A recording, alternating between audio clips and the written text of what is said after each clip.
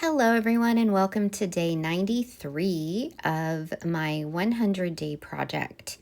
If you watched my video yesterday, I was using some water-soluble graphite by Lyra, and I was using it on a 100% cotton handmade watercolor paper, and it was just a big old fail. It just didn't quite go the way I had hoped. So what I thought I'd do today is try it again, but try it on the hot press watercolor paper that I'd been using in previous other mediums in the project. I have it sitting on the table right here. It's a watercolor pad, so it's glued down on all sides, which is nice, so it doesn't lift up and stuff like that. And I'm using quite a bit of water. And I'm really glad I did, because this is the type of thing that I really love to do with these graphite sticks. Essentially, what I end up doing is painting, to be honest. And I pull color directly off of the stick. I use them directly. I tend to put in lines and then use water to blend them out. So I was just having fun and really enjoying this medium. I struggled with the shadow side of her face quite a bit. And part of that is because they dry a little bit lighter. And so I'd have a really good shadow going, and then it would dry and it would kind of have melted away. Not melted, but the shadow will have dissipated into what was around it.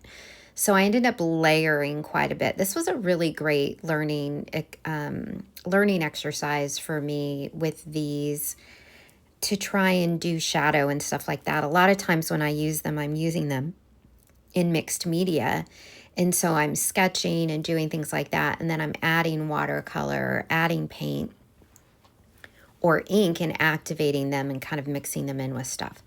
So it was a really great exercise. And her nose, I struggled with her nose, that shadow side of her face. And when I first started this, my initial thought was that her head was going to be looking down, kind of like she was hanging her head. But I don't think I got her eyes in the right place. Her eyes were too high for that. So I ended up needing to change the shadows, the way the light was hitting her face, because it turned out she wasn't looking down as much as I thought she was. So I needed to adjust the shadows and the highlights a little bit. The good news was I waited for it to dry, and I was able to bring in my plastic erasers and do some of the lifting that I was trying to do yesterday. And the paper handled it beautifully.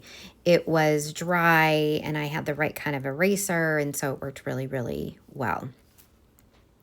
My subject matter for today was kind of inspired by a movie I saw this morning.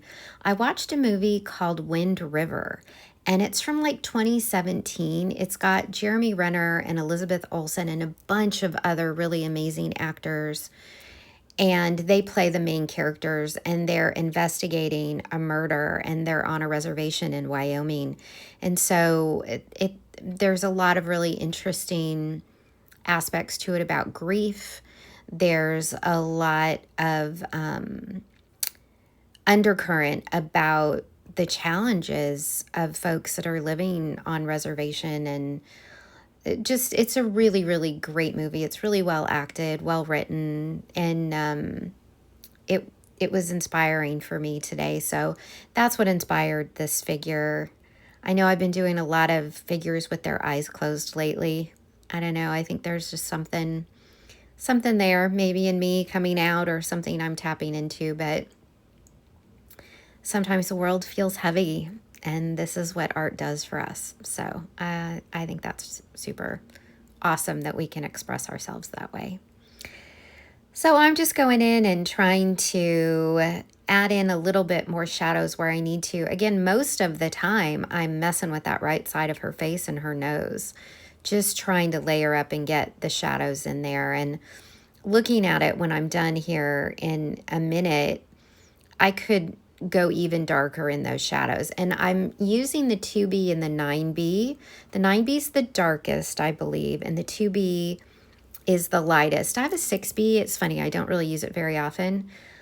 And I'm kind of playing back and forth with the values between the two of those. Kind of playing up her braids a little bit. And again, building up the shadows. The other thing is the brush that I'm using is fairly small. I think it's a size 6 or size 8, which is small for me. Normally I like to use at least a 1/2 inch brush when I'm working, and it probably would have done better for me to have a bigger brush, to be honest. You can see a lot of brush strokes in that shadow side of her face. It's because the brush is small. So this is something to consider if you're working and you're not really getting good blends. It could be that your brush is too small and the marks that you're making aren't big enough to cover the area that you're looking for. So that's something I might do if I continue to work in these. I do want to get back to charcoal. So I'm splitting this 10-day period between charcoal and graphite, in particular, the water-soluble graphite. That's really what I wanted to play with. So I'm just going in there trying to get that right side of her nose. It just keeps eluding me.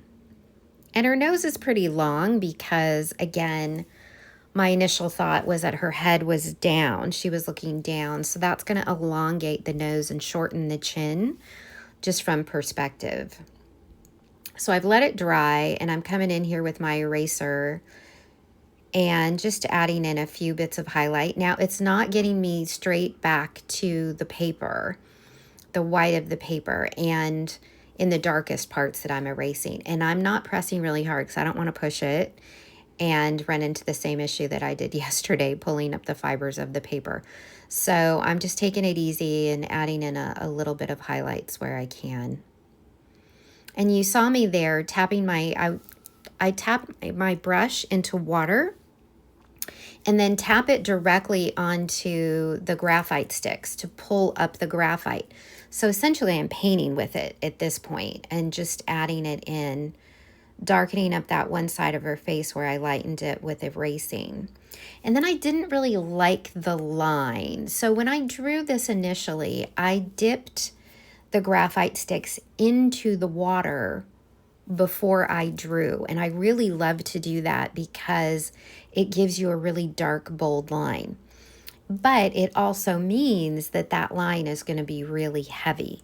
And on the light side of her face, on her chin, I really wish that it wasn't quite so heavy. And I was trying to kind of lighten it with water there and lift, and it just wasn't really doing much for me.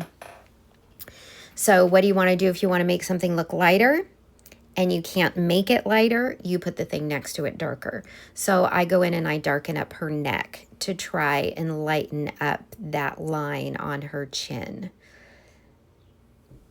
And going in and using the graphite, so it's dry, so I can come back in and just gently layer some of the graphite directly with the stick over it and kind of play with it that way. Smudged it with my finger. Don't come for me, y'all. I'm using my fingers. I can't help it. And it's, you know, if this piece of paper doesn't last 300 years because of it, I'm okay with it. So what I'm realizing is her head needs to be bigger. So I am making the top of her head a little bit bigger, adding a little bit more volume up there. And there she is in all of her glory and imperfection.